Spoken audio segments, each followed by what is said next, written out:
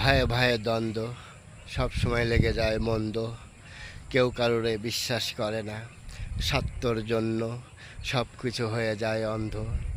যেমন জাগা জমি নিয়ে ভাই ভাই দ্বন্দ্ব, বাপ ছেলে দ্বন্দ্ব, সব সময় থাকে মন্দ।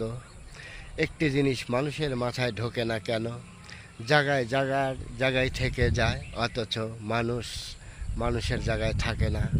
সবাই হলে গা মৃত্যুশীল, সবাইকে মরতে হবে, অথচ দুনিয়ার স্বার্থর জন্য কেউ কারোর হয় না আপন, হয়ে যায় শত্রু।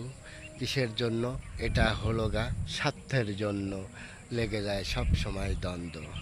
আপনারা দ্বন্দ্ব থামান, স্বার্থকে কম খোঁজেন, যার যার হক তাকে দিয়ে দেন।